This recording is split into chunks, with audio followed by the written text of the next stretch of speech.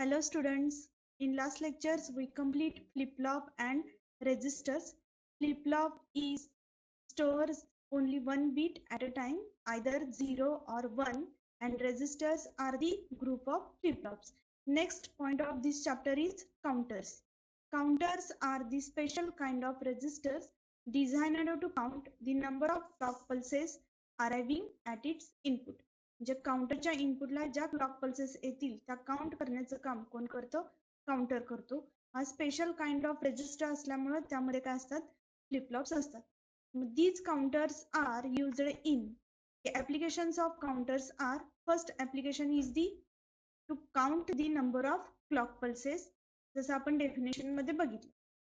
Second application is the to measure the frequency measurement साठी counters use केले जातात. Third application is for frequency division. Counters are used to divide the input frequency, that is clock frequency. Fourth application is the measurement of time. Time measurement साठी counters use केले जातात. Next application is in digital voltmeter, which is also known as DVM. DVM मध्ये काय केले जातात? Counters use केले जातात. So counter is a special kind of resistor designed to count the number of clock pulses arriving at its input. The next point is modulus of counter. Now what is modulus? The modulus of a counter is the total number of states through which the counter can progress. म्हणजे काय, त्या counter किती states मधून working करणार आहे ते जे number of states असतील त्याला काय म्हटलं जातं? तर मॉड्युलस म्हटलं. हा मॉड्युलस किंवा मॉड म्हटलं जातं. तर तो मॉड कसा काढला जातो ते बघूया. एक एक्झाम्पल घेतल्यानंतर लक्षात येईल. The natural count is given by 2 raised to n. Natural count जो काय असतो तो कसा दिला जातो? 2 raised to n, where n is the number of flip-flops. Natural count is that 2 raised to 1 is equal to 2, 2 raised to 2 is equal to 4, 2 raised to 3 is equal to 8. These are known as natural counts. And here n is the number of flip-flops. Now suppose a counter consisting of 3 flip-flops. जर का 3 flip flops असतील तर तो counter progress किती state मधून करेल? That is 2 raised to 3 equal to 8. 3 flip-flop असणारा counter किती स्टेट्स मेजर करेल, काउंट करेल? तर 8 स्टेट्स काय करेल? तो काउंट करेल. आणि हा जो काय काउंट आहे त्याला काय म्हटलं तर नॅचरल काउंट. कारण 2 raised to 3 किती येतो? 8. 2 raised to 4 किती येणार आहे? 16. These are the natural count. आणि हा जो काय तर 2 raised to 3 equal to 8 आहे त्याला काय म्हटलं जातं? तर modulus 8 or mod 8 counter. That is mod 8 counter is constructed by using 3 flip-flops. Question असाही येतो, जर का mod 8 काउंटर तुम्हाला कन्स्ट्रक्ट करायचं आहे तर किती फ्लिपफ्लॉप रिक्वायर्ड आहे? आता mod 8 साठी काय लागणार आहे? 2 raised to 3. Here 3 is the number of flip-flops. Therefore 3 flip-flops are required to construct the mod 8 counter. हा मॉड 8 किंवा 8 हा काय आपला नॅचरल काउंट आहे. असे आणखी नॅचरल काउंट्स कोणते आहेत बघा. Other examples mod 16 2 raised to 4 equal to 16. Mod 32 2 raised to 5 equal to 32. Then mod 64 2 raised to 6 equal to 34. These are the examples of natural count. पण हे नॅचरल काउंट सोडून जर का एखादा दुसरा मॉडिफाईड काउंट म्हणजे काय? 2 raised to 4 किती आहे? 16. 2 raised to 5 किती आहे? 32. पण 16 आणि 32 च्या मधले जे काय नंबर्स असतील, फॉर एक्झाम्पल 17, 18, 20, हे सगळे कसे झाले? मॉडिफाईड काउंट झाले. मग तसा एखादा काउंटर जर का आपल्याला कन्स्ट्रक्ट करायचा असेल तर नंबर ऑफ फ्लिपफ्लॉप्स किती लागतात? मग त्यासाठी एक रूल आपल्याला तो बघूया आपण. मॉडिफाईड काउंट साठी किती फ्लिपफ्लॉप्स रिक्वायर्ड असतात? The correct number of flip-flops required to determine by choosing the lowest natural count which is greater than the desired modified count. म्हणजे desired modified count सपोज जर का 10 असेल आपला, तर 10 mod 10 काउंटर कन्स्ट्रक्ट करायचा असेल तर फ्लिपफ्लॉप किती घेतले जातात? Lowest natural count which is greater than the desired. Desired 10 आहे, 10 पेक्षा मोठा पण लोएस्ट म्हणजे किती असणार आहे? 16. 2 raised to 3 equal to 8, 2 raised to 4 equal to 16. जे लोएस्ट नॅचरल काउंट किती झाला 16 which is greater than the 10. That is mod 10 counter requires 4 flip-flops since 16 is the lowest natural count greater than the desired modified counter of 10. 16 नंतर 2 to 4 नंतर किती येतो 2 to 5 किती येतात 32. मग 32 घेण्याऐवजी काय घेतलं जातं 2 to 4 equal to 16. ह्या वरच्या ज्या राहिलेल्या 6 स्टेट्स आहेत त्या काय केल्या जातात रिमूव्ह केल्या जातात स्किप केल्या जातात बाय युझिंग फीडबॅक. आपण डिकेड काउंटर मध्ये स्किप कशा केल्या जातात फीडबॅक कसा अप्लाय केला जातो हे आपण डिकेड काउंटर मध्ये इन डिटेल मध्ये बघणार आहे. फक्त इथं आपल्याला काय बघायचं मॉडिफाईड काउंट जर का असेल तर त्यासाठी फ्लिपफ्लॉप्स किती रिक्वायर असतात तर फ्लिपफ्लॉपची संख्या कोणती घ्यायची lowest natural count which is greater than the desired modified count. जे मॉड 10 साठी किती फ्लिपफ्लॉप्स आले 4. आणखीन एक्झाम्पल्स बघूया आपण मॉडिफाईड काउंट साठी. आता इथे एक्झाम्पल काय मॉड 9. मॉड 9 2 to 3 किती आला 8. एक स्टेट आपल्याला कमी पडते त्याच्या नेक्स्ट पुढचा नॅचरल काउंट कोणता आपला 2 to 4 equal to 16. मग मॉड 9 साठी 4 फ्लिपफ्लॉप्स घेतले जातील जे टोटल स्टेट्स किती आहे ना 16 त्यातल्या 9 घेऊन राहिलेल्या सगळ्या काय केल्या जातील रिमूव्ह केल्या जातील ज्या मॉडिफाईड काउंट आहे. त्याच पद्धतीनं मॉड 31 साठी 2 to 4 घेतला तर किती येतो 16 म्हणजे स्टेट्स कमी पडतात. मग 2 to 5 किती येतो 32. त्यामुळे मॉड 31 साठी 5 फ्लिपफ्लॉप्स घेतले जातात आणि त्या जी राहिलेली एक्स्ट्राची स्टेट आहे ती रिमूव्ह केली जाते. नेक्स्ट आहे मॉड 15. मॉड 15 साठी 2 to 3 घेतला तर 8 म्हणजे 3 फ्लिपफ्लॉप्स घेतले तर 8 स्टेट्स येतात. वरच्या आपल्या स्टेट्स आपल्याला कमी पडतात त्यामुळे आपण किती घेणार आहे 2 to 4 16 आणि वरची एक एक्स्ट्रा जी स्टेट आहे ती काय केली जाते रिमूव्ह केली जाते. जे मॉड 9 मॉड 31 मॉड 15 हे कशाचे एक्झाम्पल्स आहेत तर मॉडिफाईड काउंटचे. जे आता ह्या दोन्ही एक्झाम्पल्स मध्ये नॅचरल काउंट आणि मॉडिफाईड काउंट मध्ये काय बघितलं आपण फ्लिपफ्लॉप्स किती रिक्वायर्ड असतात एखादा काउंटर जर का कन्स्ट्रक्ट करायचा असेल तर फ्लिपफ्लॉप्स किती रिक्वायर्ड असतात हे बघितलं आपण दोन्ही एक्झाम्पल्स मध्ये नॅचरल काउंट आणि मॉडिफाईड काउंट.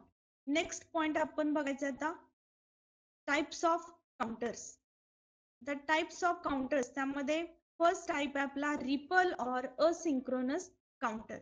रिपल और असिंक्रोनस और सेरीज काउंटर म्हटलं कारण ह्याच्यामध्ये जी क्लॉक पल्स अप्लाय करणार आहे ती कशी अप्लाय केली जाते सेरीज मेथड मध्ये अप्लाय केली जाते. लॉजिक डायग्राम बघितल्यानंतर आपल्याला लक्षात येईल की सेरीज मेथडनी कशी क्लॉक पल्स अप्लाय केलेली आहे. आता लॉजिक डायग्राम कशाची बघणार आहे आपण मॉड 8 म्हणजे किती काउंट फ्लिपफ्लॉप्स असतील त्यामध्ये 2 to 3 equal to 8 म्हणजे 3 फ्लिपफ्लॉप्स असतील. युजिंग इथं काय आपला जेके फ्लिपफ्लॉप. लास्ट लेक्चर्स मध्ये आपण जेके फ्लिपफ्लॉप कम्प्लीट केलेला आहे. ट्रू टेबल बघितलाय जेके फ्लिपफ्लॉपचा. जेके फ्लिपफ्लॉपचा ट्रू टेबल काय सांगतो आपल्याला when J is equal to 1 flip flop set when k is equal to 1 flip-flop reset when j is equal to k is equal to 1 that is both the inputs are high then flip-flop toggle that is complement of the last state. आता आपण logic diagram बघूया mod 8 counter. आता याच्यामध्ये mod 8 counter असल्यामुळे किती flip-flop आले 3 JK flip flops आहेत. Q0 Q1 Q2 हे 3 फ्लिपफ्लॉप्स आहेत. त्याला आपण A B C अशी नावं देऊ शकतो. आता ह्यातला जो C आहे किंवा Q2 आहे तो काय आपला MSB आहे. त्यानंतर A जो काय आहे Q0 तो काय LSB.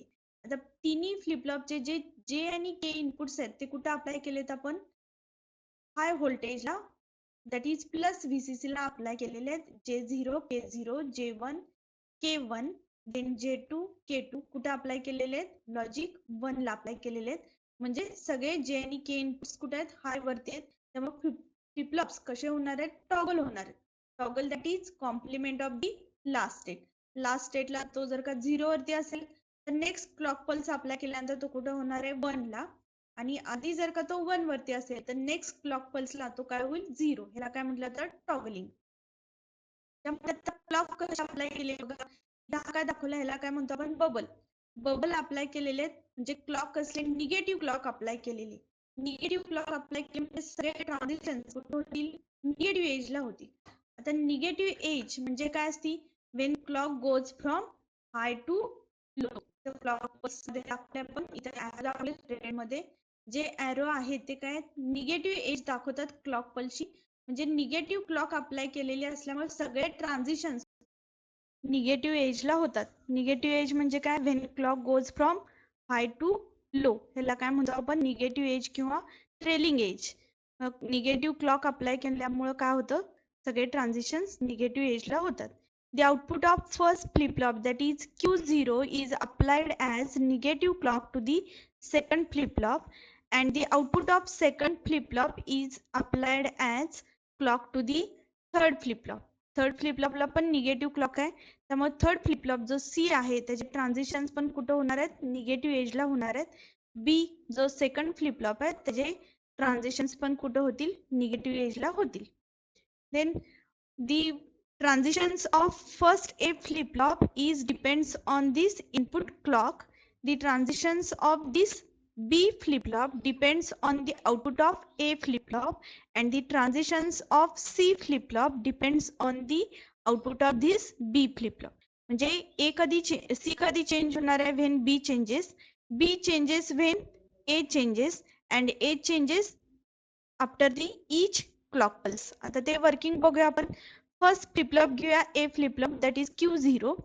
Initially all the flip flops are reset. Initially काय असणार? क्लिअर हे इनपुट अप्लाय केल्यामुळं सगळे QA, QB, QC हे काय तिथं लो लेवलला आहेत, म्हणजे त्यांचं आउटपुटची कंडिशन 0 क्लॉकला काय झाली? 0 0 0. ठीक आहे. Wien first clock pulse is applied, पहिली क्लॉक पल्स अप्लाय केल्यानंतर on the negative edge of first clock pulse, A flip-flop toggles. A flip-flop toggle म्हणजे काय होतं? आता A कुठे आहे? 0 वरती आहे. पहिल्या क्लॉक पल्सच्या निगेटिव्ह एजला ए काय होणार आहे? Changes from 0 to 1. इथं क्लॉक पल्स मध्ये बघा तो काय झाला? 0 to 1. It is known as toggle. Toggle condition म्हटलं. It remains in this high state until the next clock pulse appears. पुढची क्लॉक पल्स येऊपर्यंत आहे त्या हाय स्टेट मध्ये राहतो.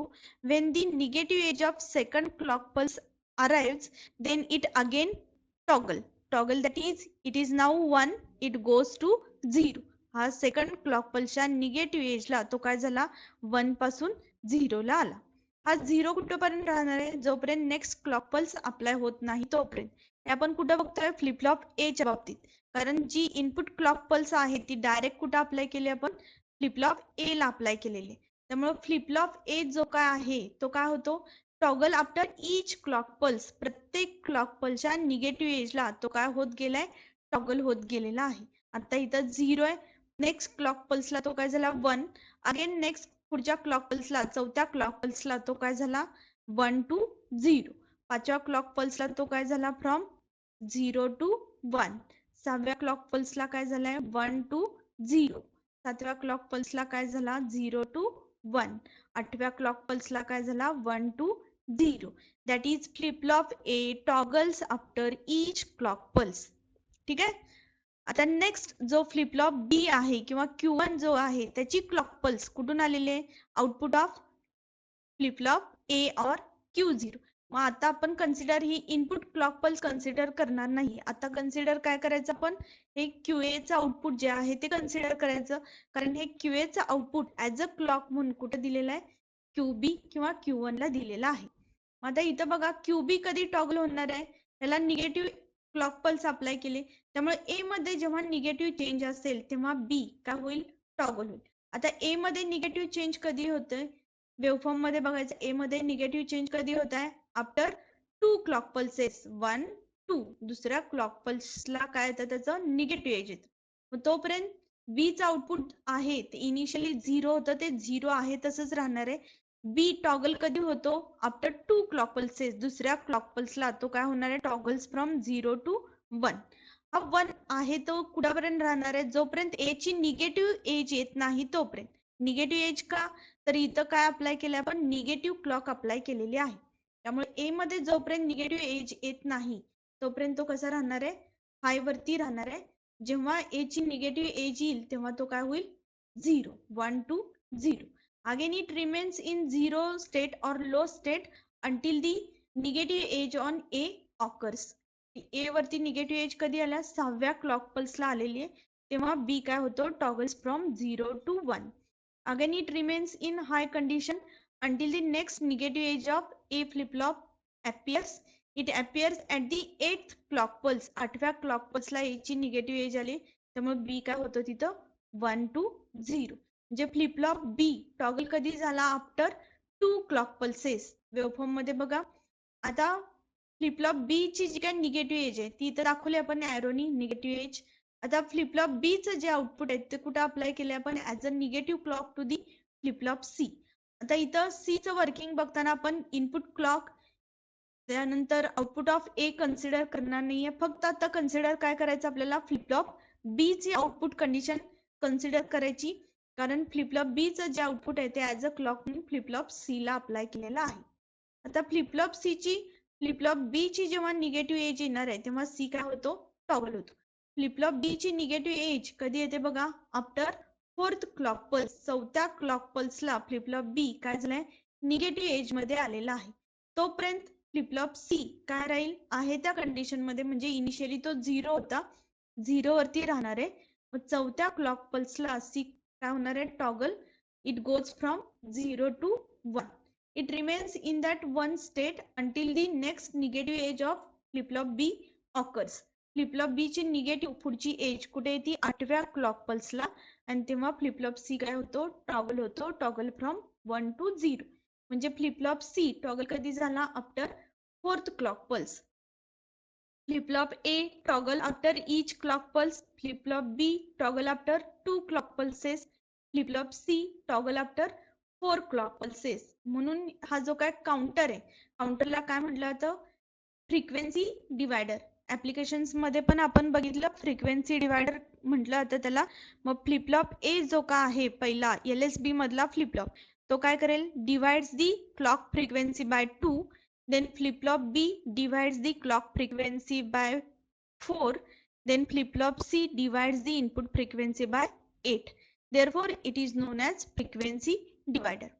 ठीक आहे, हे झाले लॉजिक डायग्राम आणि वेवफॉर्म्स बघितले. आता प्रत्येक क्लॉक पल्सला इनिशियल स्टेटला आपण फ्लिपफ्लॉपच्या कंडिशन्स बघूया. आता 0 क्लॉक पहिला इनिशियली सगळ्या फ्लिपफ्लॉपच्या कंडिशन्स काय आल्या 0 0 0. इथं आता QC काय आपला MSB आहे, QA काय LSB आहे. इथं पहिल्या 0 clock पल्सला initially Q0 Q1 Q2 किंवा Q2 Q1 Q0 हे आउटपुट कंडिशन्स काय आले आपले 0 0 0. ठीक आहे, पहिल्या क्लॉक पल्सला आउटपुटच्या कंडिशन्स काय आल्या 0 0 1. 0 0 1 which is equal to decimal 1. Then for clock pulse 2 दुसऱ्या क्लॉक पल्सला आउटपुटच्या कंडिशन्स काय आल्या बघा, इथं काय हा 0, QB काय 1, QA काय 0. म्हणजेच काय आला 0 1 0 which is equal to 2, binary equivalent of decimal 2. Then third clock पल्सला काय येणार आहे 0, इथं काय झाला हा 1, इथं काय 1, 0 1 1 which is equal to decimal 3. Then for fourth clock pulse काय output conditions 1 0 0. 1 0 0 is equal to 4 decimal 4. Then 5 1 0 1 1 0 1 which is equal to 5. Then 6 1 1 0 1 1 0 is equal to 6 decimal 6. Then 7 1 1 1 which is equal to 7. After 7th clock pulse काय होतं बघा flip-flop ए मध्ये काय आलाय negative change आलाय, त्यामुळे flip-flop बी toggle झाला, तो कुठं गेला फ्रॉम 1 to 0.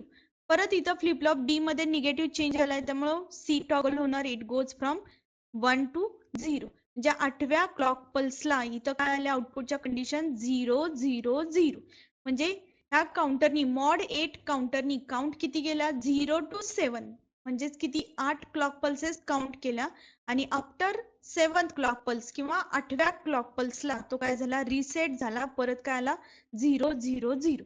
हेच आपण ट्रूथ टेबलनी बघूया. ट्रूथ टेबल मध्ये काय बघा काउंटर स्टेट म्हणजे काउंटर जेव्हा 0 वरती असेल तेव्हा आउटपुट या कंडिशन्स आता आपण बघितल्या 0 0 0. 1 ला काय असेल 0 0 1. 2 ला काय असेल 0 1 0 अँड सो ऑन. 7व्या क्लॉक पल्सला तो काय झाला 1 1 1. म्हणजे जे क्लॉक पल्सची काय असेल नंबर असेल तो काय असतो equivalent to the binary number of that clock pulse. म्हणजे हा 1 काय आहे, डेसिमल नंबर आहे, which is equivalent to 001. For the second clock pulse, output conditions are 0, 1, 0, which is equivalent to decimal 2. म्हणजेच क्लॉक पल्सचा जो नंबर असेल तेच काय असतात, binary equivalent numbers of flip flops condition. After 7व्या क्लॉक पल्सला फ्लिपफ्लॉपच्या कंडिशन्स काय असतात, 1, 1, 1. पण 8व्या क्लॉक पल्सला कंडिशन्स काय येतात, Q2, Q1, Q0 is equal to 0, 0, 0. म्हणजे आफ्टर 8 क्लॉक पल्स काउंटर काय होतो, रिसेट होतो. म्हणजे काउंटरनी मॉड 8 काउंटर आहे त्यामुळे काउंट किती केला, 0 to 7. म्हणजे 8 क्लॉक पल्सेस काय केल्या, काउंट केल्या. आता आपण हा बघितला कोणता, mod 8 ripple or asynchronous counter by using JK flip flop. Second type आहे आपला सिंक्रोनस ऑर पॅरलल काउंटर, जो आपण नेक्स्ट लेक्चरला बघणार आहे. थँक्यू.